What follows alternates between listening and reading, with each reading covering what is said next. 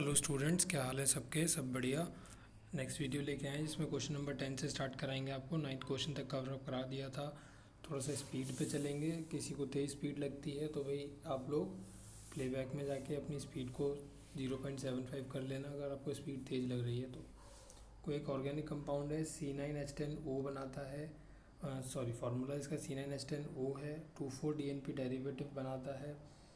Tollens test को reduce कर देता है और कैनेजारो रिएक्शन दिखाता है। ऑक्सीडेशन करने पे 2 बेंजीन डाइकार्बोक्सिलिक एसिड बना देता है। कंपाउंड को आइडेंटिफाई करना है।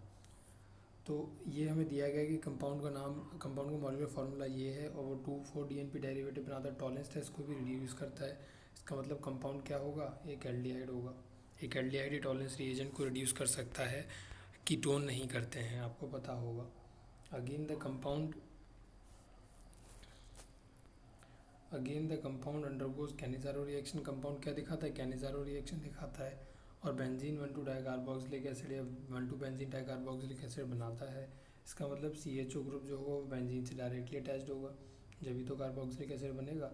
और ये ऑर्थो सब्स्टिट्यूटेड भी होगा, इसे ऑर्थो एक साथ लिख लेना। इसका मतलब हमने क्या लिख देंगे इसे कि 2 इथाइल बेंजेल एल्डिहाइड होगा। 2 इथाइल बेंजेल एल्डिहाइड कंपाउंड होगा, जब भी वो ऑक्सीडेशन करके ये बना सकता है।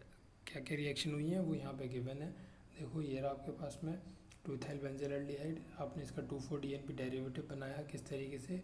2,4 डाइनाइट्रोफिनाइल हाइड्रोजन से रिएक्ट करके ये बन गया आपके पास में। आपने टॉलेंस टेस्ट से रिड्यूस कराया, ये देखिए सिल्वर मिरर फॉर्मेशन हो गया। ऑक्सीडेशन कराया, ये देखिए 1,2 बेंजीन डाइकार्बोक्सिलिक एसिड बन गया। नेक्स्ट क्वेश्चन है इसी तरीके का। कोई कंपाउंड A है जिसका फार्मूला C8H16O2 है। इसका हाइड्रोलिसिस करा हमने तो सल्फ्यूरिक एसिड बना। सॉरी, इसका हाइड्रोलिसिस करा हमने सल्फ्यूरिक एसिड के साथ में तो कार्बोक्सिलिक एसिड बना और एक अल्कोहल C बना। ऑक्सीडेशन कराएंगे C का तो क्रोमिक एसिड बनेगा। ऑक्सीडेशन कराएंगे C का B के साथ में। Oxidation of C with chromic acid, अगर आप C का ऑक्सीडेशन क्रोमिक एसिड के साथ में कराओगे तो वो B बनेगा। C का अगर आप डिहाइड्रेशन कराओगे तो ब्यूटेन ईन बनेगा। Equation of the reactions involve आपको लिखनी है। अब देखो ऑर्गेनिक कंपाउंड A है जिसका मॉलिक्यूलर फार्मूला C8H16O2 है। उसने कार्बोक्सिलिक एसिड B बनाया और एक अल्कोहल C बनाया। जब हमने इसका क्या कराया? हाइड्रोलिसिस कराया था डाइल्यूट सल्फ्यूरिक एसिड के साथ में। तो उसका मतलब कंपाउंड A जो होगा वो पक्का एस्टर होगा। कंपाउंड A जो होगा पक्का एस्टर होगा, क्योंकि एस्टर का ही हाइड्रोलिसिस करके अल्कोहल बनता है और क्या बनता है? कार्बोक्सिलिक एसिड बनता है। तो इसका मतलब और further alcohol C gives B on oxidation with chromic acid. Alcohol C जो है उसका अगर आप क्या कराते हो? ऑक्सीडेशन कराते हो तो क्रोमिक एसिड बनता है। तो इसका मतलब B और C में दोनों में क्या होंगे? Same number of carbon atoms होंगे। B और C में same number of carbon atom होंगे। अब देखिए, since compound A contains a total number of 8 carbon atom, compound A के पास में total number of carbon atom 8 हैं, तो इसका मतलब B और C में दोनों में 4-4 कार्बन एटम डिवाइड हुए होंगे। और दूसरी बात, अल्कोहल, इससे भी कंक्लूड कर सकते हैं मेरी बात, अल्कोहल C का अगर आप डिहाइड्रेशन कराते हो तो ब्यूटेन बनता है और ब्यूटेन बनता है, तो इसका मतलब अल्कोहल कौन सा होगा? ब्यूटेनॉल होगा। कैसे पता चला? देखिए आपको डिहाइड्रेशन सिखाया ही था। मान लीजिए ये रहा CH3 CH2 CH2 CH2OH, ये है। अगर आप इसका डिहाइड्रेशन कराते हो तो OH यहाँ से निकलता है और H यहाँ से निकलता है। इसकी वजह से क्या आ जाएगा? यहाँ पे डबल बॉन्ड आ जाएगा, ब्यूटेन ईन आ जाएगा। Therefore C is of straight chain, C straight chain compound है और ये क्या है? ब्यूटेन ईन है। ब्यूटेन ईन है। ऑन ऑक्सीडेशन ऑफ ब्यूटेनॉल, अगर आप ब्यूटेनॉल का ऑक्सीडेशन करो, क्या यूज़ करते हो? पोटेशियम डाइक्रोमेट यूज़ करते हो और सल्फ्यूरिक एसिड यूज़ करते हुए, तो क्या बन रहा है? ब्यूटेनोइक एसिड बन रहा है। तो इसका मतलब हैंस B क्या हो जाएगा? B एक ब्यूटेनोइक एसिड होगा। उसने बोला था ना कि अल्कोहल का आप ऑक्सीडेशन कराते हो तो एक कार्बोक्सिलिक एसिड बनता है, तो कार्बोक्सिलिक एसिड कौन सा होगा? वो ब्यूटेनोइक एसिड हो जाएगा। अब सारी रिएक्शन इन्वॉल्व जो होंगी वो हम यहाँ पे दिखा देंगे।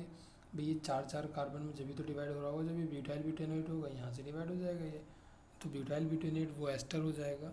रिएक्शन इन्वॉल्व यहाँ पे दिखाई गई हैं, आप देख सकते हो और समझ सकते हो रिएक्शंस को। नेक्स्ट क्वेश्चन है, इस क्वेश्चन को आप लोग होमवर्क में करेंगे। कंपाउंड को अरेंज करना है इंक्रीजिंग ऑर्डर में उस प्रॉपर्टी के जो यहाँ पे इंडिकेट की गई है। फर्स्ट पार्ट के लिए दिखाया गया है, देखिए एल्डिहाइड है, कीटोन है, ये भी कीटोन है, ये भी कीटोन है। On the basis of their reactivity arrange करना है आपको इन्हें टुवर्ड्स HCN। टुवर्ड्स HCN क्या है? न्यूक्लियोफाइल है, तो न्यूक्लियोफिलिक एडिशन रिएक्शन की तरफ रिएक्टिविटी किस तरीके की दिखाते हैं उसके बेहाफ पे आप इन्हें अरेंज करोगे। ये एसिडिक स्ट्रेंथ पे अरेंज करोगे। कैसे अरेंज करते हैं एसिडिक स्ट्रेंथ में, electron withdrawing nature, electron donating nature देख के कौन कौन से ग्रुप अटैच हैं, कहाँ अटैच हैं, उस तरीके से देखोगे। सेम इसमें भी करोगे वही कि बेंजोइक एसिड है, कोई ग्रुप अटैच नहीं है, 4 नाइट्रो बेंजोइक एसिड हो गया, एक electron donating group sorry withdrawing group attach हो गया, 4 मिथॉक्सी में आपके पास में एक इलेक्ट्रॉन डोनेटिंग ग्रुप अटैच हो गया। तो क्या करते थे ये इलेक्ट्रॉन विड्रॉइंग इलेक्ट्रॉन डोनेटिंग आपको समझाया मैंने, आपके नोट्स में भी लिखवाया सब कुछ चीज़ें, वहाँ से आप देखेंगे और यहाँ से सिर्फ आंसर को टैली करेंगे, यहाँ से आंसर आप कॉपी नहीं करेंगे। ठीक। नेक्स्ट है कि सिंपल टेस्ट देने हैं इन कंपाउंड्स को डिस्टिंग्विश करने के लिए। एक एल्डिहाइड और कीटोन को अगर आपको डिस्टिंग्विश करना है तो आपको पास में बहुत सारे टेस्ट हैं जो कि यहाँ पे आपको दिए गए हैं। आप इनमें से कोई एक टेस्ट याद रख लीजिए। सबसे पहला है टॉलेंस टेस्ट। एल्डिहाइड एक टॉलेंस टेस्ट देता है जबकि कीटोन टॉलेंस टेस्ट नहीं देता है। तो अगर कहीं भी आपको किसी भी क्वेश्चन में किसी भी पार्ट में आपको एल्डिहाइड और कीटोन के बीच में डिस्टिंग्विश करने को मिले तो आप आंखें बंद करके टॉलेंस टेस्ट उसमें लिख सकते हो। दूसरा फेलिंग्स टेस्ट है, ये भी आप चाहें तो याद कर सकते हैं। एल्डिहाइड फेलिंग्स टेस्ट के लिए रिस्पॉन्ड करते हैं जबकि कीटोन्स नहीं करते हैं। ठीक है। आयोडोफॉर्म टेस्ट है, ये भी कर सकते हो। यहाँ आयोडोफॉर्म टेस्ट समझा दूँ मैं एक बार आपको क्योंकि आगे ज़रूरत पड़ेगी। आयोडोफॉर्म टेस्ट कौन देते हैं, एल्डिहाइड्स और कीटोन दोनों आयोडोफॉर्म टेस्ट देते हैं। एल्डिहाइड्स और कीटोन दोनों आयोडोफॉर्म टेस्ट देते हैं, लेकिन कंडीशन क्या है कि उनके पास में एक मिथाइल ग्रुप होना चाहिए। एक मिथाइल ग्रुप अटैच होना चाहिए कम से कम किससे, कार्बोनिल कार्बन एटम से जुड़ा हुआ। मतलब कहने का मेरा क्या है कि जैसे ये देखो आपके पास में ये सी डबल बॉन्ड हो, इसके पास में कम से कम एक CH3 ग्रुप अटैच होना चाहिए इस तरफ, चाहे कुछ भी हो। मान लो अगर ये एल्डिहाइड होगा तो इस तरफ तो H ही होगा, तो इस तरफ CH3 होना चाहिए, तो ये आयोडोफॉर्म टेस्ट दे देगा। अगर इस तरफ CH2 CH3 है तो ये आयोडोफॉर्म टेस्ट नहीं देगा।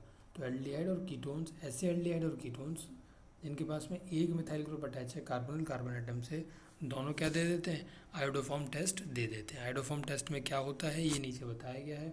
आयोडोफॉर्म का फॉर्मेशन होता है, CH3 का फॉर्मेशन हो जाता है।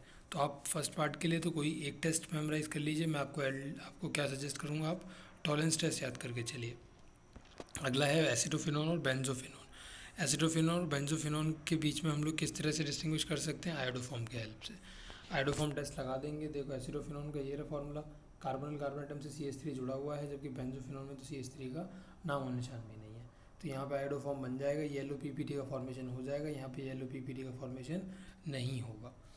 फिनॉल और बेंजोइक एसिड है। फिनॉल और बेंजोइक एसिड में आप ऊपर जो हमने टेस्ट पढ़े हैं ये कोई भी नहीं लगा सकते, इसलिए अलग टेस्ट इसके लिए आपको याद रखना पड़ेगा। फेरिक क्लोराइड टेस्ट, जब आप फिनॉल को रिएक्ट कराते हो FeCl3 के साथ में तो वायलेट कलर का एक कॉम्प्लेक्स बनता है, जबकि बेंजोइक एसिड को रिएक्ट कराते हो तो एक बफ कलर का क्या बन जाता है, PPT बन जाता है।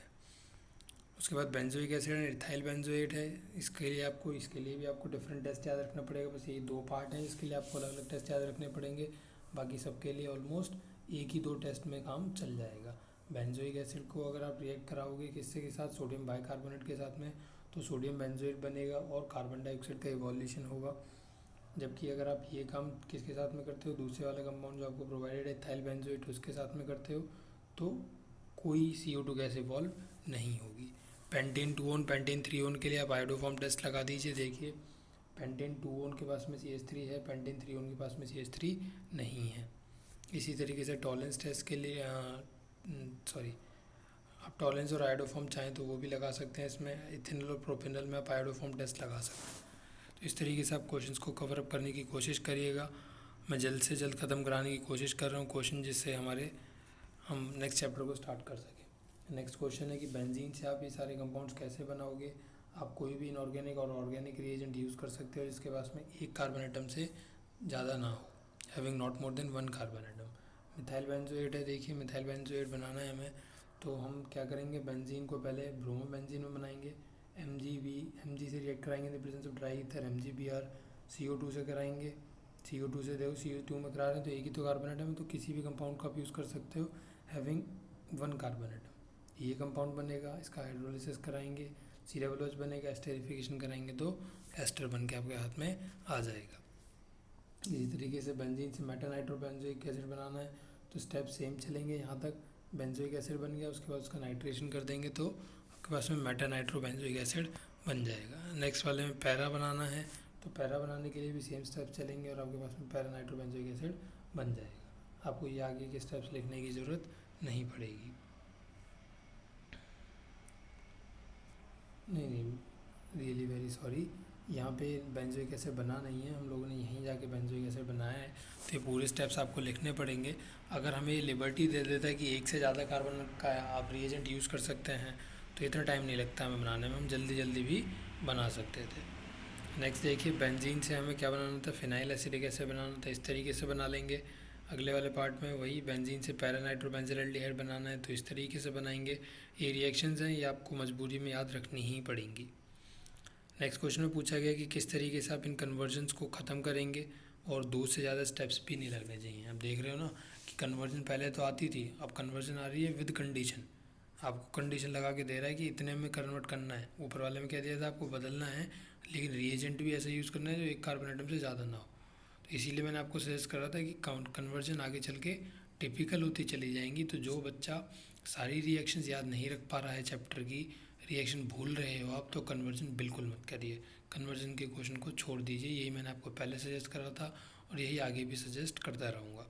तो ये कन्वर्जन्स हैं, इनका सॉल्यूशन नीचे प्रोवाइडेड है, मैं इनके सॉल्यूशन को समझा नहीं रहा हूँ, आप देख सकते हैं। बहुत बड़ी बड़ी कन्वर्जन नहीं है, समझ सकते हैं, पीछे से रिलेट कर सकते हैं। किसी क्वेश्चन में कोई गलती लगे, डाउट लगे, आपको समझ में ना आए, तो आप कमेंट बॉक्स में कमेंट करिएगा। नेक्स्ट वीडियो जो हम लेके आएंगे उसमें ज़रूर कोशिश करेंगे आपके डाउट्स को रिजॉल्व करने की। नेक्स्ट क्वेश्चन है ये, आप पूरा क्वेश्चन काट दीजिए क्योंकि हम थ्योरी में कवर अप कर चुके हैं इन सब चीज़ों को, तो हम यहाँ पे नहीं बताएंगे इसे। नेक्स्ट क्वेश्चन पे चलते हैं 17th पे। कंप्लीट करना है रिएक्शन को, स्टार्टिंग मटेरियल आपको दे रखा है, आपको बस सिर्फ क्या करना है, प्रोडक्ट बनाने हैं। तो देखिए आपके पास में सॉल्यूशन नीचे प्रोवाइडेड दे दिए हैं मैंने आपको। आप क्या कर सकते हो, प्रोडक्ट यहाँ से चेक कर सकते हो, चेकआउट कर सकते हो और रिएक्शन को कंफर्म कर सकते हो। किसी क्वेश्चन में कोई डाउट लगता है तो आप कमेंट सेक्शन में ज़रूर कमेंट करिएगा। इसमें समझाने का कुछ नहीं है, मैं आपको समझाने लगूँ कि इससे ऐसे बनेगा, इससे ऐसे बनेगा, तो रीड ही करूँगा मैं सॉल्यूशन में से।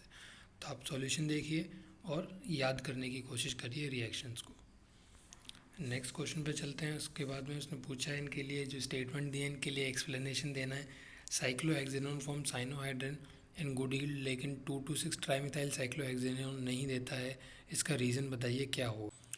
यहीं पे ख़त्म कर रहा हूँ मैं इस वीडियो को due to certain reasons. Next video लेके आएंगे जिसमें मैं क्या करा दूँगा, आपको ये 3 बचे हुए क्वेश्चन कवर अप करा दूँगा। और हाँ, किसी के डाउट्स होंगे इन क्वेश्चन से रिगार्डिंग तो वो भी करा दूँगा, क्योंकि अगर फिर आप डाउट्स भेजोगे तो नेक्स्ट वीडियो में मुझे नेक्स्ट चैप्टर के में लेने पड़ेंगे। इसीलिए 3 क्वेश्चन की एक शॉर्ट वीडियो और लेके आ जाएंगे जिसमें आपको तीनों क्वेश्चन कवर अप करा देंगे और फिर स्टार्ट करेंगे next chapter number 13। Last chapter होगा आपका ऑर्गेनिक केमिस्ट्री का, अमाइंस को। मिलेंगे नेक्स्ट वीडियो में। Till then do take good care of your selves. Bye bye.